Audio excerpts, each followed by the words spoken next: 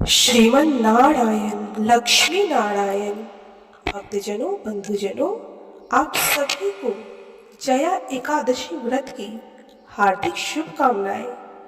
आप सभी का आपके इस चैनल ब्राह्मण देव कन्या में बहुत बहुत स्वागत है। आज हम इस वीडियो में माघ मास के शुक्ल पक्ष की एकादशी जया एकादशी व्रत की कथा सुनेंगे। तो बोलिए जय श्री कृष्ण, जय श्री कृष्ण, जय श्री कृष्ण। युधिष्ठिर ने भगवान श्री कृष्ण से पूछा, हे भगवान, कृपा करके यह बताइए कि माघ मास के शुक्ल पक्ष में कौन सी एकादशी होती है, उसकी विधि क्या है तथा उसमें किस देवता का पूजन किया जाता है।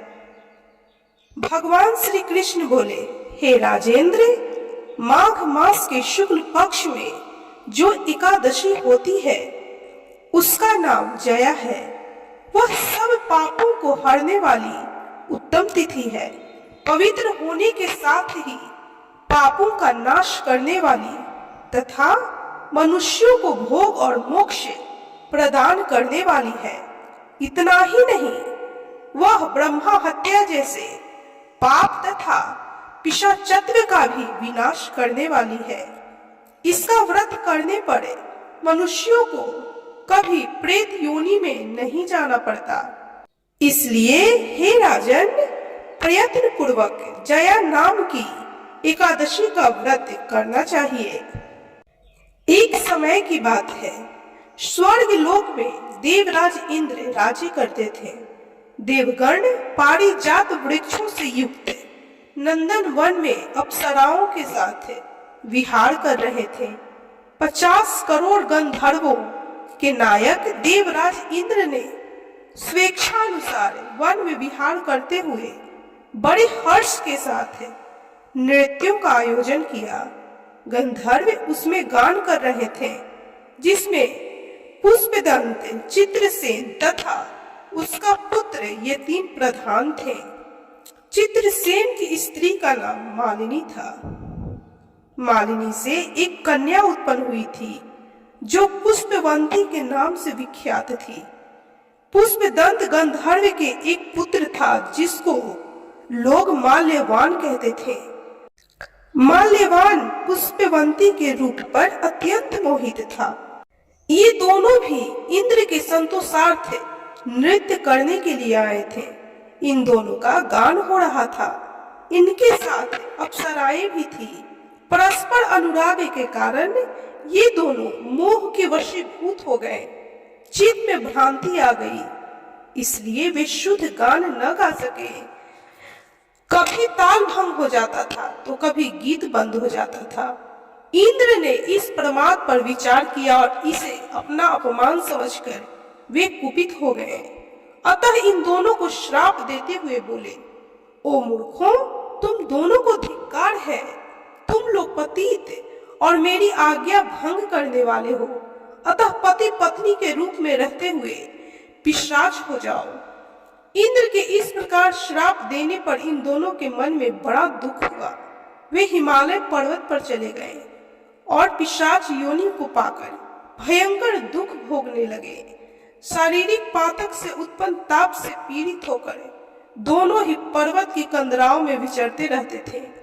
एक दिन पिशाच ने अपनी पत्नी पिशाची से कहा, हमने कौन सा पाप किया है जिससे यह पिशाच योनि प्राप्त हुई है। नरक का कष्ट अत्यंत भयंकर है तथा पिशाच योनि भी बहुत दुख देने वाली है। अतः पूर्ण प्रयत्न करके पाप से बचना चाहिए। इस प्रकार चिंता मग्न होकर वे दोनों दुख के कारण सूखते जा रहे थे। दैवी योग से उन्हें माघ मास के शुक्ल पक्ष की एकादशी तिथि प्राप्त हो गई। जया नाम से विख्यात वह तिथि सब तिथियों में उत्तम है। उस दिन उन दोनों ने सब प्रकार के आहार त्याग दिए, जलपान तक नहीं किया, किसी जीव की हिंसा नहीं की, यहाँ तक कि खाने के लिए फल तक नहीं काटा। निरंतर दुख से युक्त होकर वे एक पीपल के समीप बैठे रहे। सूर्यास्त हो गया। उनके प्राण हर लेने वाले भयंकर रात्रि उपस्थिति हुई। उन्हें नींद नहीं आई। वे रतिया और कोई सुख भी नहीं प्राप्त कर सके। सूर्योदय हुआ, द्वादशी का दिन आया। इस प्रकार उस पिशाच दंपति के द्वारा जया नाम के उत्तम एकादशी व्रत का पालन हो गया। उन्होंने रात में भी जागरण किया था। उस व्रत के प्रभाव से तथा भगवान श्री हरि विष्णु की शक्ति से उन दोनों का पिशाचत्व दूर हो गया। पुष्पवंती और माल्यवान अपने पूर्व रूप में आ गए। उनके हृदय में वही पुराना स्नेह उमड़ रहा था। उनके शरीर पर पहले जैसे ही अलंकार शोभा पा रहे थे। वे दोनों मनोहर रूप धारण करके विमान पर बैठे और स्वर्ग लोक में चले गए। वहां देवराज इंद्र के सामने जाकर दोनों ने बड़ी प्रसन्नता के साथ उन्हें प्रणाम किया। उन्हें इस रूप में देखकर देवराज इंद्र को बड़ा विस्मय हुआ। उन्होंने पूछा, बताओ किस पुण्य के प्रभाव से तुम दोनों का पिशाचत्व दूर हुआ है? तुम मेरे श्राप को प्राप्त हो चुके थे, फिर किस देवता ने तुम्हें छुटकारा दिलाया? माल्यवान बोला, हे स्वामी, भगवान वासुदेव की कृपा तथा जया नामक एकादशी व्रत के प्रभाव से हमारा पिशाचत्व दूर हुआ है। देवराज इंद्र ने कहा, तो अब तुम दोनों मेरे कहने से सुधा पान करो। जो लोग एकादशी के व्रत में तत्पर और भगवान श्री कृष्ण के शरणागत होते हैं, वे हमारे भी पूजनीय होते हैं। भगवान श्री कृष्ण कहते हैं, हे राजन, हे राजेंद्र, इस कारण एकादशी का व्रत अवश्य करना चाहिए। हे नृपश्रेष्ठ, जया एकादशी ब्रह्मा हत्या का भी पाप दूर करने वाली है। जिसने जया एकादशी का व्रत किया है, उसने सब प्रकार के दान दे दिए हैं और संपूर्ण यज्ञों का अनुष्ठान कर लिया है। इस महात्म्य के पढ़ने और सुनने से अग्नि स्टोम यज्ञ का फल मिलता है।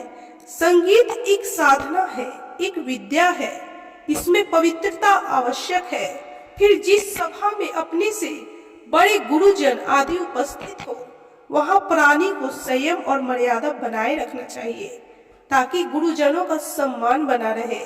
गुरुजनों का अपमान करने वाला मनुष्य घोर नरक भोगता है। इस प्रकार माघ मास के शुक्ल पक्ष की एकादशी जया एकादशी व्रत की यह कथा संपन्न हुई। भक्तजनों, बंधुजनों, बोलिए भगवान श्री हरि विष्णु की जय, माता लक्ष्मी की जय, माँ तुलसी की जय, समस्त देवी देवताओं की जय।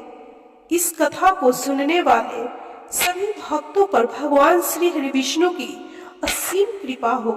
उनके जीवन के सभी दुखों को, सभी कष्टों को भगवान श्री हरि दूर करें।